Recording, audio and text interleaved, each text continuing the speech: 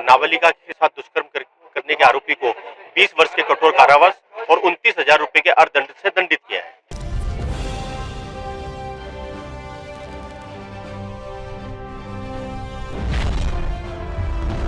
POCSO court संख्या के न्यायाधीश ने नाबालिग के साथ दुष्कर्म के आरोपी को 20 वर्ष की कठोर सजा और 29,000 रुपए के जुर्माने की सजा दी है। मंगलवार को न्यायाधीश बन्नालाल जाट ने निर्णय सुनाते हुए नाबालिग के साथ दुष्कर्म के 2 आरोपी में से एक को सजा सुनाई तथा दूसरे को संदेह का लाभ देते हुए बरी कर दिया। जानकारी के अनुसार पीड़िता के पिता ने टाटगढ़ थाने में रिपोर्ट दर्ज कराई थी। 12 अप्रैल 2022 की रात उसकी नाबालिग पुत्री रात को बिना बताए घर से कहीं चली गई थी। टाटगढ़ पुलिस ने 3 दिन बाद पुत्री को बरामद किया तो पुत्री ने बताया कि वह गाँव में शादी में नाचने गई थी, तब उसकी सहेली उसके साथ थी।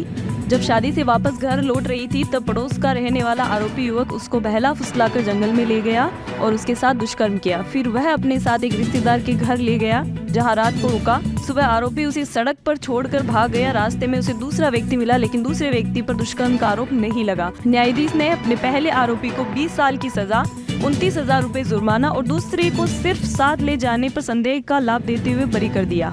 देखिए, आज पोक्सो कोर्ट के विशिष्ट न्यायाधीश श्री बन्नालाल जाट जी द्वारा पोक्सो एक्ट के आरोपी नाबालिगा के साथ दुष्कर्म करने के आरोपी को 20 वर्ष के कठोर कारावास और 29,000 रुपए के अर्थदंड से दंडित किया है। परिवादी ने टाटगढ़ थाने के अंदर एक रिपोर्ट इस आशय की दर्ज कराई थी कि उसकी नाबालिग पुत्री दिनांक 12 अप्रैल 2022 को रात्रि को 11 साढ़े 11 बजे घर से बिना बताए कहीं चली गई और उसको काफ़ी ढूंढा, तलाश किया, नहीं मिली तो फिर टाटगढ़ थाने में उसकी गुमशुदगी दर्ज कराई।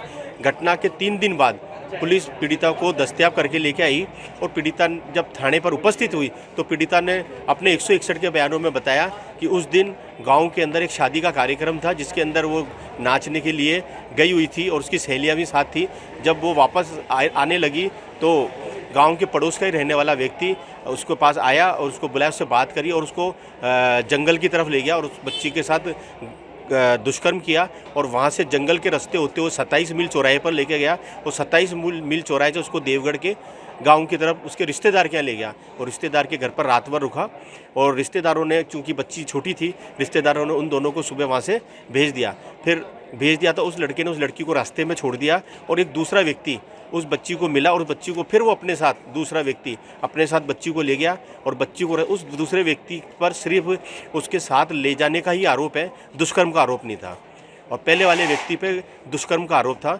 माननीय न्यायालय ने आज आरोपी को 20 वर्ष के कठोर कारावास से दंडित किया है। प्रकरण में अभियोजन के पक्ष से 15 गवाह, 38 दस्तावेज पेश किए गए और पीड़िता के साथ जो घटना हुई, दुष्कर्म की घटना की पुष्टि जो विधि विज्ञान प्रयोगशाला से डीएनए रिपोर्ट प्राप्त हुई, उससे भी पीड़िता के साथ दुष्कर्म की पुष्टि हुई। आपने घटनाक्रम के बारे में पूरा बताया, आपने 2 आरोपी बताए, सजा किसको, पहले को सुनाई है, दूसरे को? पहले आरोपी को सजा सुनाई है। मुख्य आरोपी को जिसने पीड़िता के साथ दुष्कर्म किया है उसको आरोपी, दूसरे आरोपी को साथ ले जाने की भूमिका संदिग्ध मानते हुए उसको संदेह का लाभ देते हुए बरी किया है।